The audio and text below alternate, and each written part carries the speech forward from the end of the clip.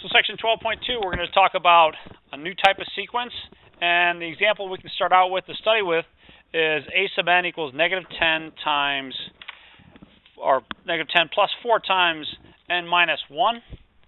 Now the problem asks you for the first 5 of these things, so that means one at a time plugging in n equal 1, n equal 2, 3, 4, and 5 into these and figure out what you get. So the first one really is -10 plus 0, so that's pretty easy. That's just -10. And -10 plus 4 is -6, and then -2, 2, and finally 6. And I'm guessing that if I asked you, figure it out, what would be the next term? What would a sub 6 equal? Without going through all this rigmarole. It's 10, right? How did you get that so quickly? You didn't put it in the formula. What'd you do? Oh, you did put it in the formula? Okay, that's the wrong answer. Come on, remember we're live here, okay? Yeah, you're just adding 4 to get from one term to the next, right? So once you see the pattern, it's pretty straightforward. And in general, if all you're doing is you're adding the same number to get from one term to the next, and you keep on doing it, that's called an arithmetic sequence. So, arithmetic sequence. Now, arithmetic sequences have this general form. A sub n is a sub 1 plus n minus 1 times d. Now, just a heads up, the book doesn't write a sub 1, which annoys me no end. But I will. What is a sub 1 in general? Yeah, it's the first term of your sequence. They just write a. I like to remind you that it's the first term of the sequence. So, okay. Now, a sub 1 is the first term. So, first term. And the other thing that you need to know is d. D is what's called the common difference. Common difference. That's what you're adding to get from one term to the next. So in our case, in the case of the current problem, what's d equal to? Looking back here. What's d here? D equals 4. Now you can graph this as well. So let me show you how to graph this on a graphing calculator. Now you can just plug this in and get -10 plus, 4 times x minus 1. That's not really what we want, though, because that would give you a line with all the points in between. All we want is this value, or excuse me, this evaluated at integer values, 1, 2, 3, 4, etc. We don't want all the stuff in between. So take out your graphing calculators, and we're going to go and do a new mode here. Actually, let's see. Let me do it this way. Up here, clear this out. Yes, get rid of that. Clear that out. Okay. So go to the mode key and go down to function and then over to sequence and press enter. And once you've got that, then you can exit this. So I think you can hit the clear key. We'll get you out of here. Great. So we're out of there, and I want to graph this. Well, let's hit the y equals key now.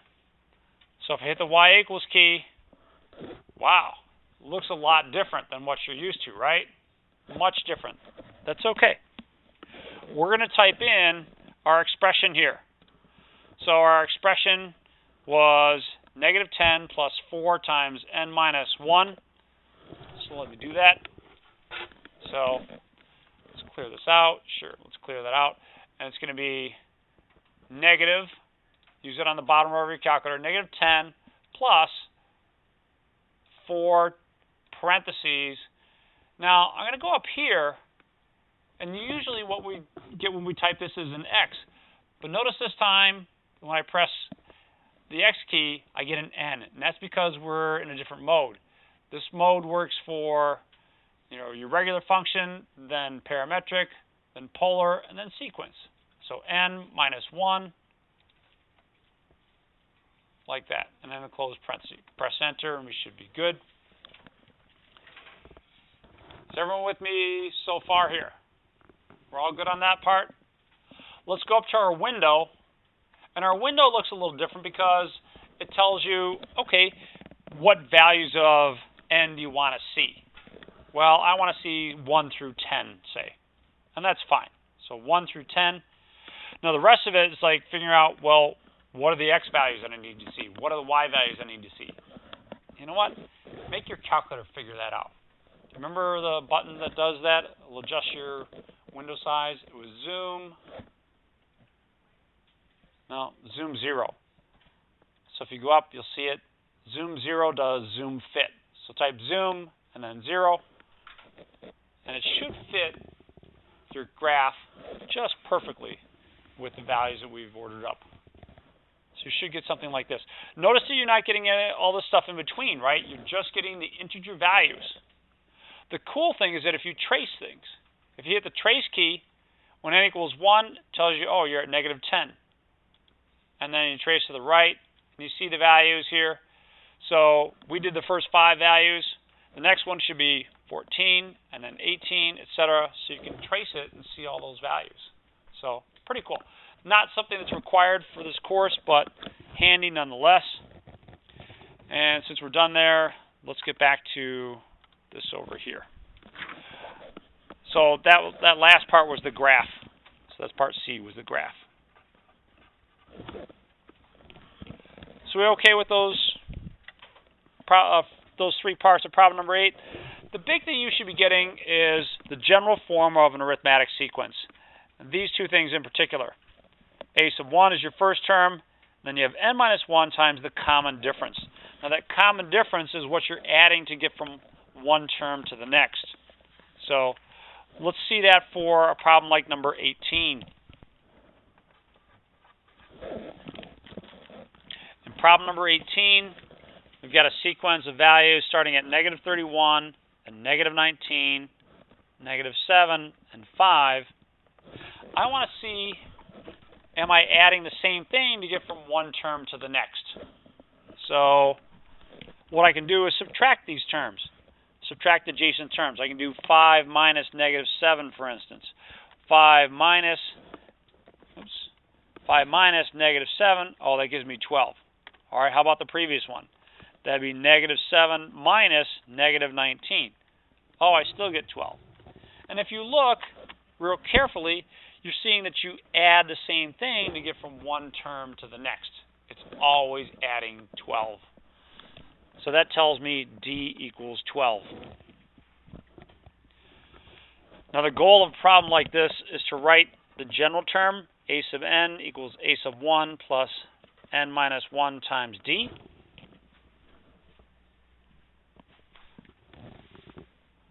Fair. What's a sub 1 for us in this case? Good. So this is negative 31, a sub 1, plus n minus 1 times 12. Yay. So that's your general term for this arithmetic sequence. Looking okay with problem number 18, Dwayne? That's the common difference. That's what you're adding to get from one term to the next. So that's where I subtracted to find the common difference. I subtracted this term minus this term. 5 minus negative 7 gave me 12. Okay? Negative 7 minus negative 19. Oh, that gives me 12. So that shows me what you're adding to get from one term to the next. Most people like to think of it as addition. At least for me, it's easier to think of this as adding. But it's really the common difference. It's what you, if you subtracted, one term minus the previous one, you're going to get that common difference. Okay. Anything else on problem number 18? Appreciate the question. Thank you. Let's try problem number 20. You try problem number 20. And let me give you a heads up. D doesn't necessarily have to just be positive.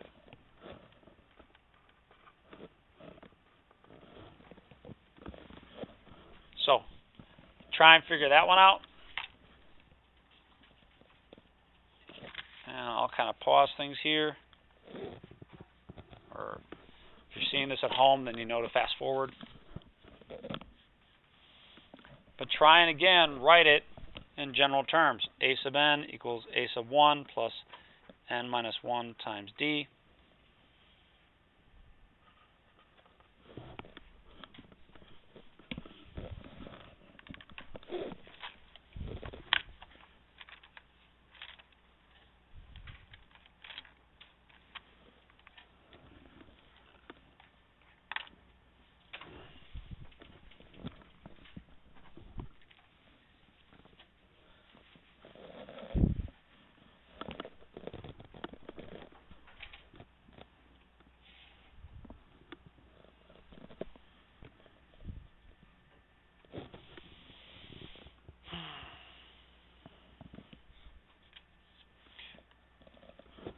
Anyone want to take a shot at this one?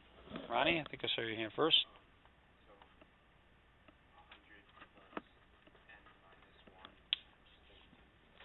Close. N minus 1 times 32 is close, but if I added 32 here, I would get positive 132, and then 164. So minus 32. Now let's be careful. Did anyone write something like that? Okay. If you wrote exactly that, I'd probably kind of feel motivated to take off a point, because this is saying subtract 32.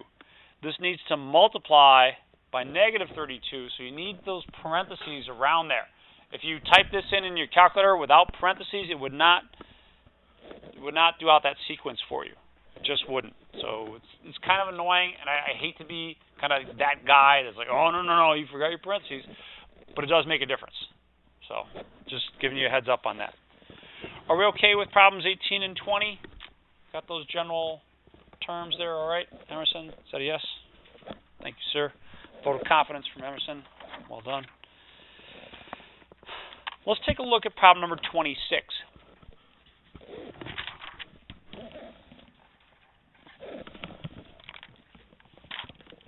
Problem 26 gives us another sequence.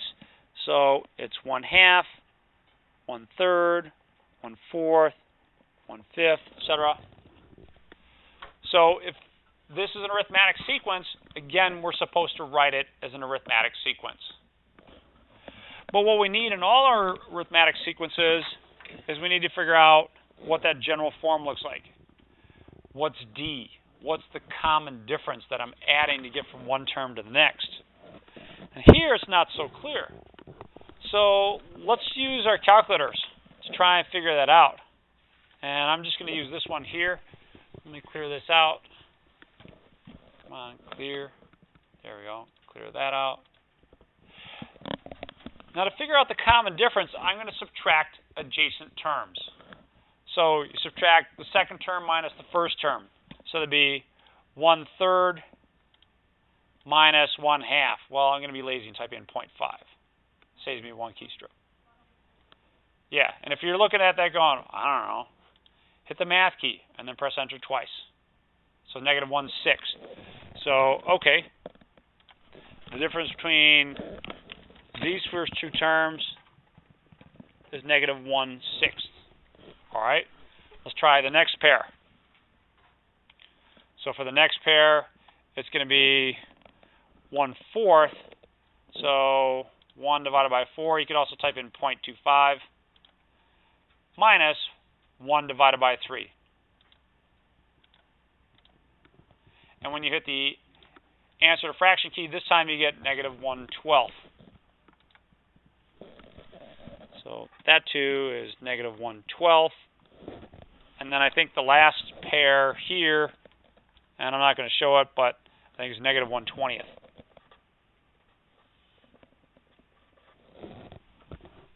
So the big question is this an arithmetic sequence? No. Because for an arithmetic sequence, this distance has to be steady. It has to be the same thing again and again and again. It's not. So it's not an arithmetic sequence. Cool. All right, are you up for another calculator trick? Always? All right, this is cool. So let's take a look at problem number 28. Same kind of thing with problem number 28, except they don't list for you the terms. A sub n is 4 plus 2 to the nth power.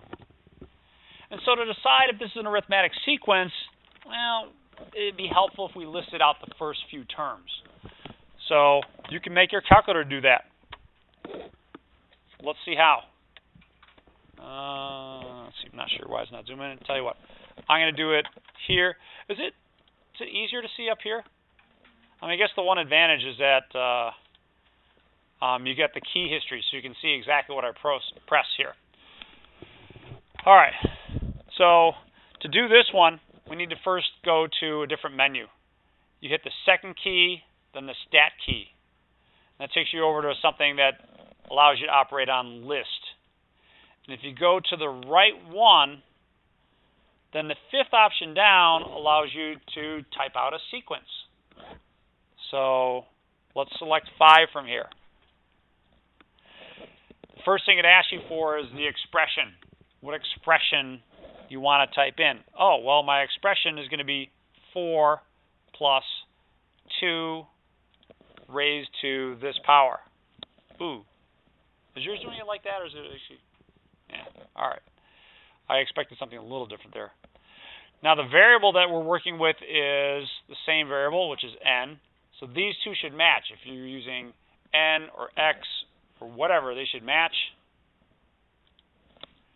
Where is it going to start? Well, it's going to start with the first term. And let's list out, say, 5 terms. Step is optional, but step, typically we're going to do step of 1. So you start out with n equal 1, and then n equal 2, n equal 3, etc. And then finally you go down to paste, and it should type it in like that. Now, if you didn't have your calculator system up to date, if your calculator system is an 84 but doesn't have math print, then you'd be typing in this. You type in the expression, comma, which is above the 7, the variable, start, end, and you don't even need to type in the 1 there. But this should print out all of these. So there you go. 6, 8, 12, 20, and 36. So let's write those down and try and decide if this is an arithmetic sequence. So a sub 1, 6, a sub 2 was 8, a sub 3 was 12, a sub 3, yeah, it was 12, a sub 4, let's see, 16, 20, a sub 5, 36, 36, thank you. Is this an arithmetic sequence?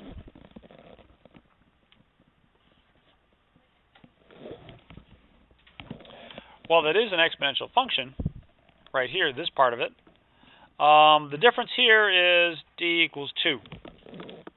All right. What about the next pair? What's d equal there? D equals 4. Do we need to go on any farther? No, that's it. All right. You already know that it's not an arithmetic sequence. I mean, if you do go on any farther, you're going to see that the difference here is really exponential. D there equals 8, 8, and then 16, and so on. So the bottom line is that it's not an arithmetic sequence. One last little cool thing you can do here, and this is not something that's required, but if you wanted to, you can. What if I wanted to sum these up? I could. Once I've printed out my list, I could sum them up, and for that, let's see, is it going to be under list again? Second list, ops, math. Yeah. If you go to the math submenu from the list key, the fifth option down is for a sum. And I want the sum of my previous answer. So sum, second, and then answer. And it should add all those up. So there you go, 82. So if you wanted to, you could add them all up once you've typed them out. So again, that's kind of like a little bonus there for you guys. Let's do one last one in terms of determining a sequence, and then we'll start expanding this a little bit. Problem number 24.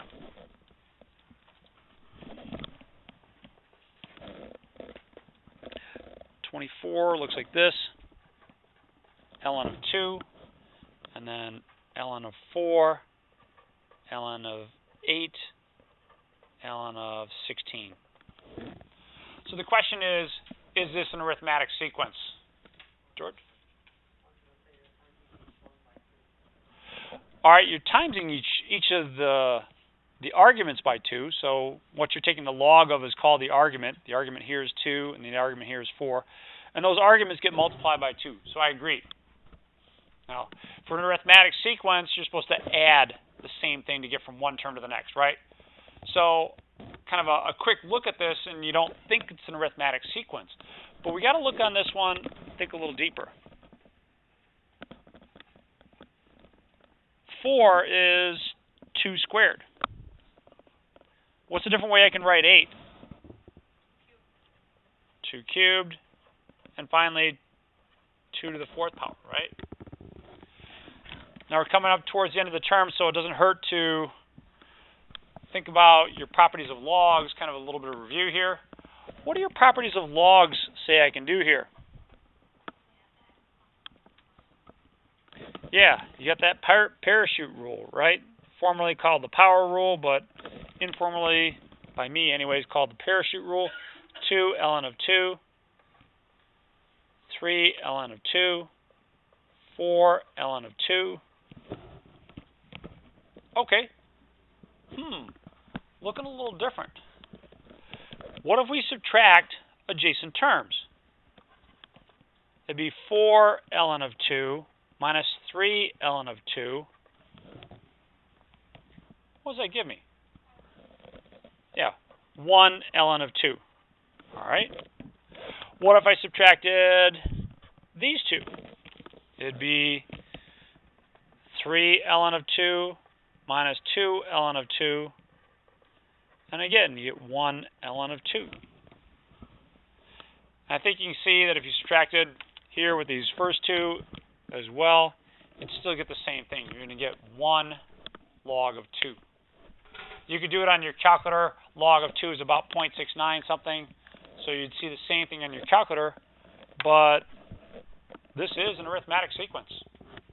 Plain and simple. So you could write it as a sub n equals ln of 2 plus n minus 1 times ln of 2. That would be it in all its glory. You can play with it from there if you wanted to, but I'd like it like this because you see what a sub 1 is, and you see what the common difference is just by looking at it. Anything else might be equivalent, but won't be quite so obvious as to what term is what.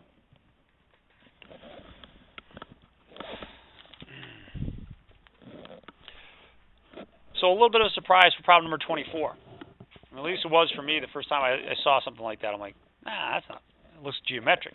Geometric's the next section, so don't worry about that yet. Here's one for you. So 15, 12.3, 9.6, 6.9, etc. Sorry.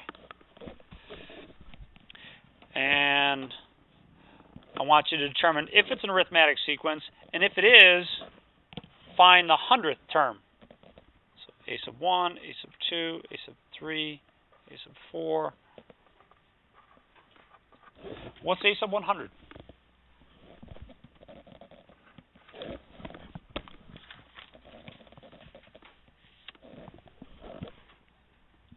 That's a 6. Yeah, sorry about that. Let me make that a little bit more legible.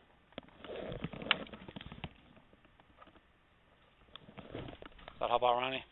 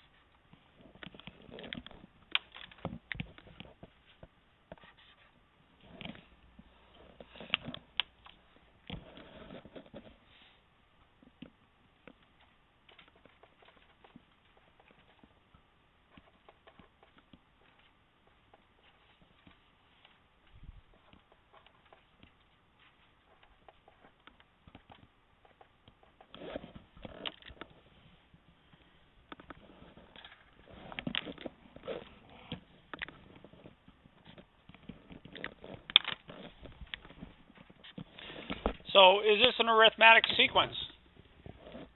Yeah, each time you're getting negative 2.7 for the difference. So it is arithmetic.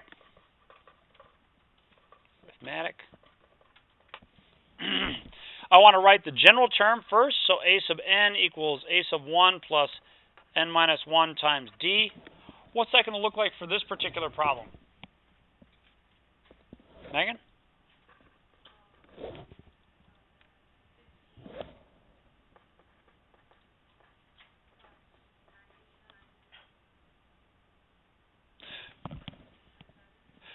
All right, times negative 2.7. Good.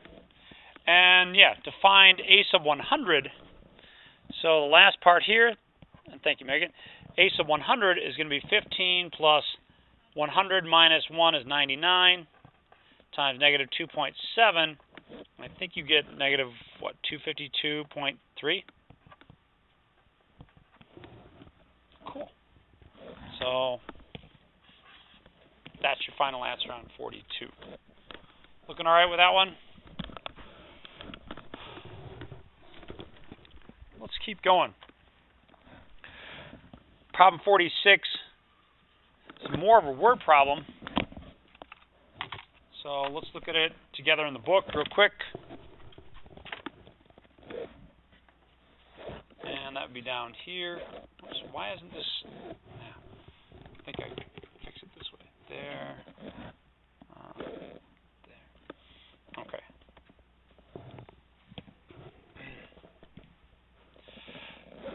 So it's the 100th term is negative 750, and the common difference is negative 20. Find the 5th term.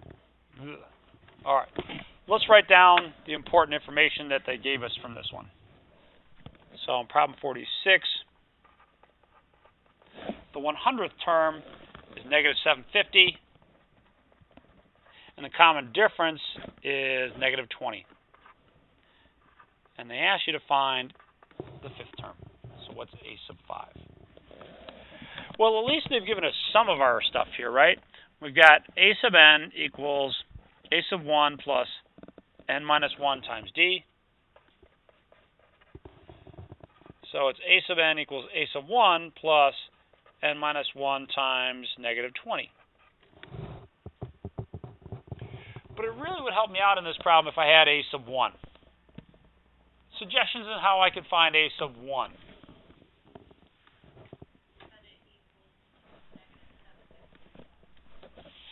All right, let's put in negative 750 here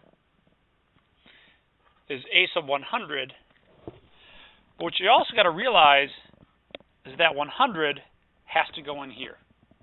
So it's going to be a sub 1 plus 100 minus 1, or 99, times negative 20. So you have to realize that that negative 750 is really the 100th term. We good with that part? So let's solve here. Negative 750 equals a times, that'd be what, negative 1980? Help me out here. I was never good with math. All right, I'll take that as a yes. So we'll add 1980 to both sides. End up with 1230 for a sub 1.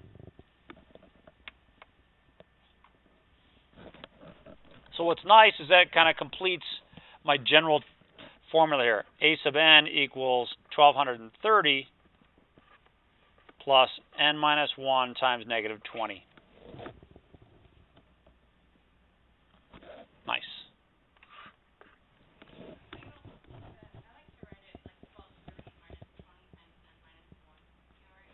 You know, yeah, there's other ways you can write it. Minus 20 times n minus 1.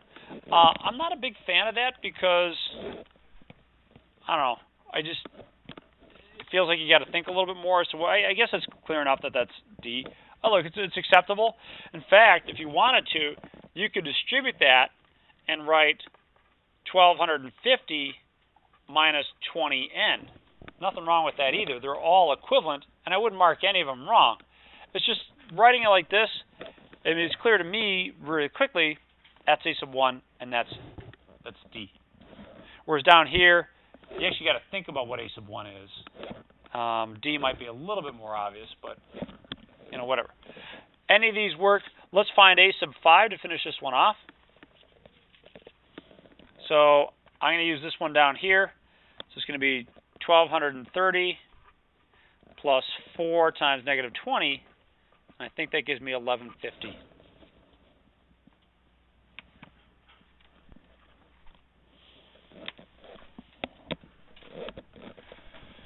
Any other feedback on problem number 46? Something, George, thanks. You plug in the 5 into this formula. So they asked us for the 5th term. That was part of the original problem. And in finding the 5th term, plug in a 5 there and a 5 here. So 5 minus 1, that's where the 4 came from. Okay? Thank you. Anything else?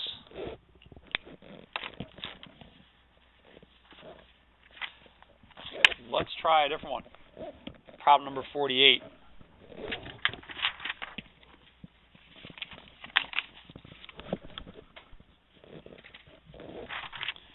And I'm not going to try and cram the book up here.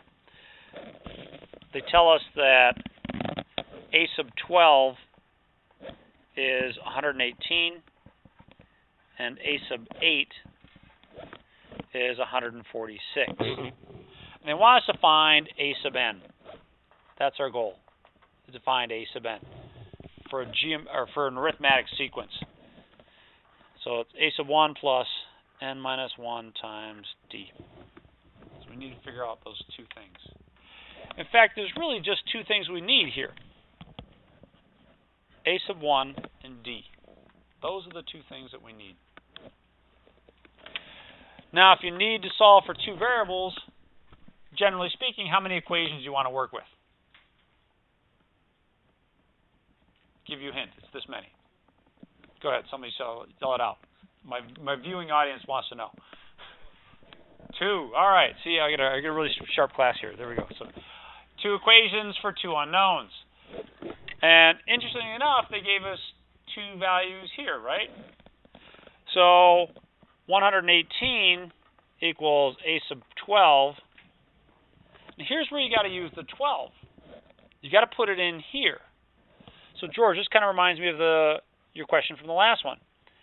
12 minus 1 is what goes in here because we're looking at the 12th term. So there'd be 11d. So that's one equation, is these two parts right here. Can anyone give me the other equation? George?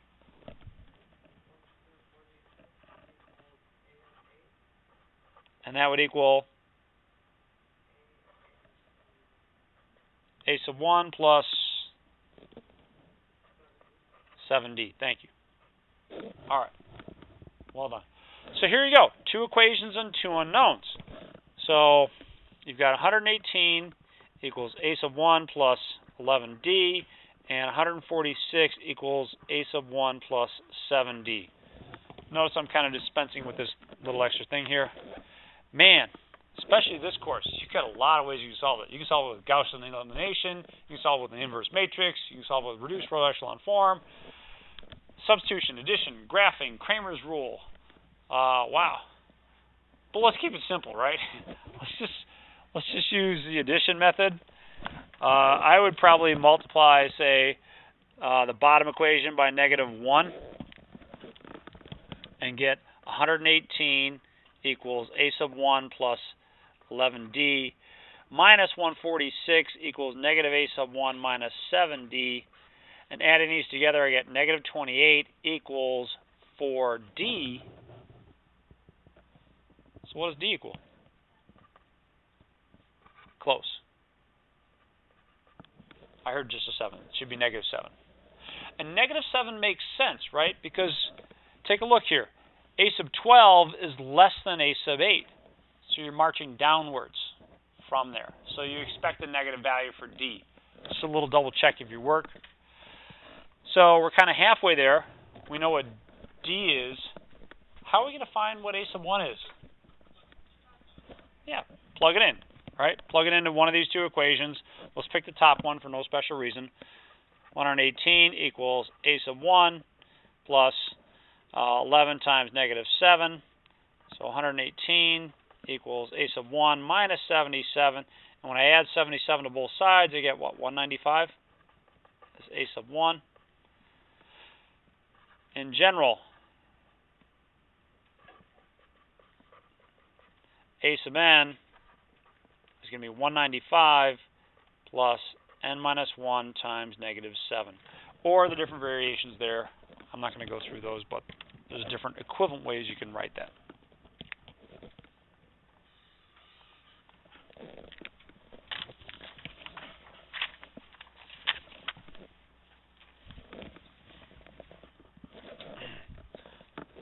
How are we looking on that one?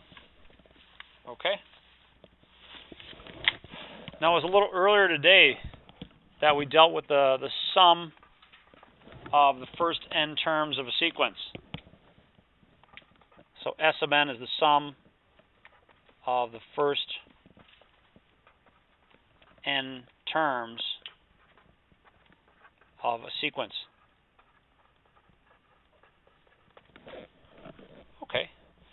Now, if you have an arithmetic sequence, so it's not just any old sequence, for an arithmetic sequence, we can actually calculate this sum with a formula as opposed to directly. This should be S sub n, not S sub 2. S sub n is n over 2 times a sub 1 plus a sub n. Basically, it's the average of your first and last term times the number of terms you have in your sum. Now that works great if you have a sub n, if you have the last term and you know how many terms there are in your sequence. If you don't have the last term, then you can replace this expression with this expression. And then when you add that, there should be a D here. When you add that and this, you'll end up with 2 times a sub 1 plus n minus 1 times d. So you've got two possible expressions here. 1 or 2. Both of them work fine. It's just going to depend on what you're given.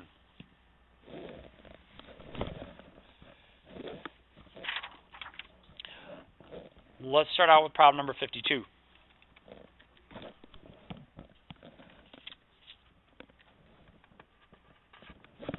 They tell us they want the sum of the first 30 terms.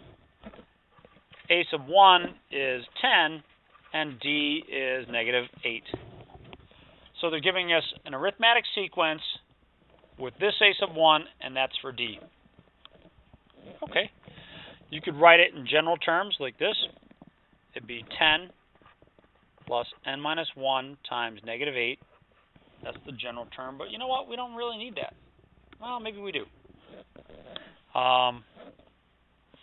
If I want to sum up the first 30 terms, I'm looking for S sub 30. All right. S sub 30 is going to be 30 over 2. 2 times a sub 1, which is 10, plus 30 minus 1, which is 29,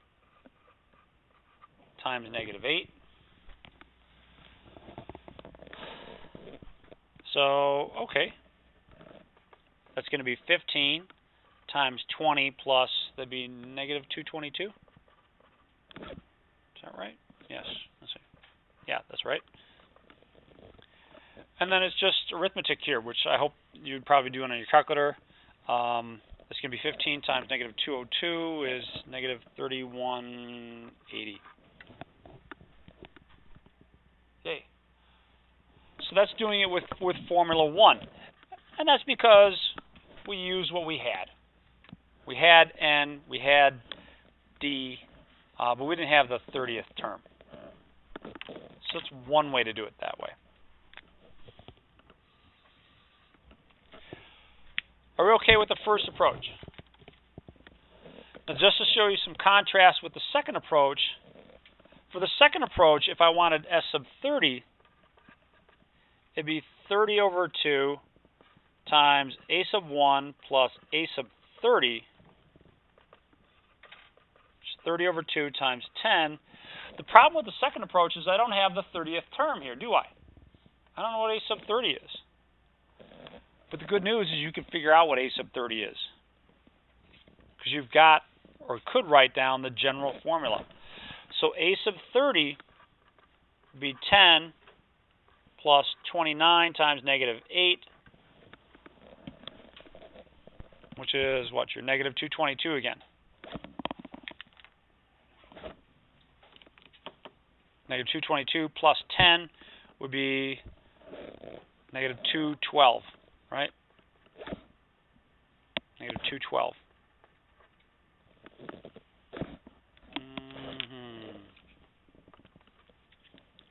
212, like that.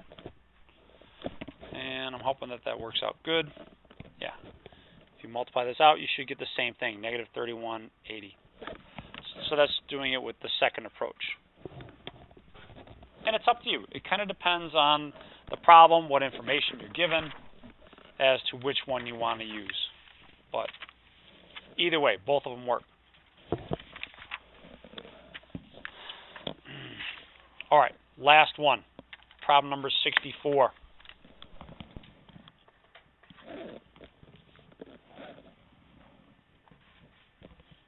The sum from n equals 0 to 20 of 1 minus 2n.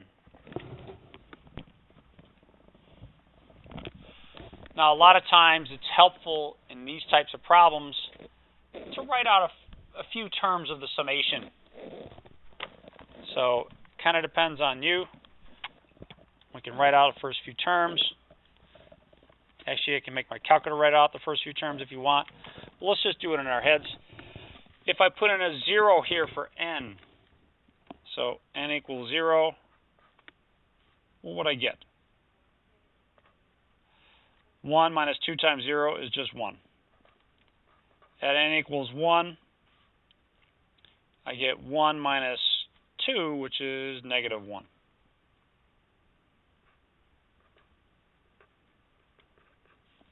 What about at n equal 2? Negative 3, etc., all the way down to n equals 20. So the last term, what would the last term be? Thank you, negative 39. So I've got a choice of formulas that I can use. I could use the first formula, or I can use the second formula, because I know the first and last terms, right? So this one is actually not too bad. I can use this one as well, because I can tell the common difference. What's the common difference between these terms? What am I adding to get from one term to the next? Negative 2. All right, well, let's use this one. So I'm going to have S equals A sub 1. I'll write it down here. A sub 1 plus A sub n. A sub 1 is my first term, which is going to be 1. A sub n is the last term, negative 39.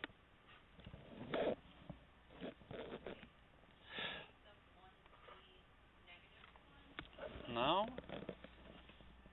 A sub 1 is the first term. And here's where there's a little bit of a twist in this problem. This is A sub 1. This is A sub 2. This is A sub 3. So A sub 1 is here. A sub 2 is this. A sub 3 is here. What should this be? This is A sub what?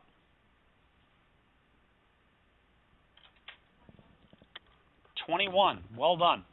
So it's important to see that that's 21, because that makes a difference right here. There's 21 terms in your summation. And in general, the number of terms is the upper minus the lower limit plus 1. So in our case, 20 minus 0 plus 1 gives you 21 terms. And that's the critical thing to realize about this problem, because if you put in a 20 here, you'd end up with the wrong summation.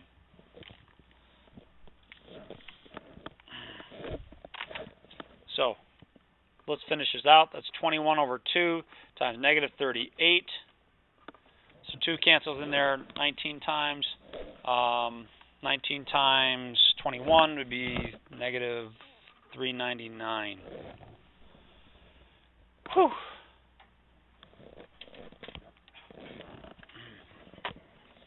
All right. It's a shame that this important point came at the very last problem here. But don't lose sight of this. If your summation starts at someplace other than 0, then we've got to go through this. We saw that, I think, in the last section. We saw it with problem number 52. We see it here again. Let me give you out some homework. Homework 5, 7, 15 through 19, 25, 29 through 37, 45, 47. I'm trying to skip a lot here. 51 through 53, and 57 through 63. Oh, yeah, evens, right? All right, good deal. Have a good one. See ya.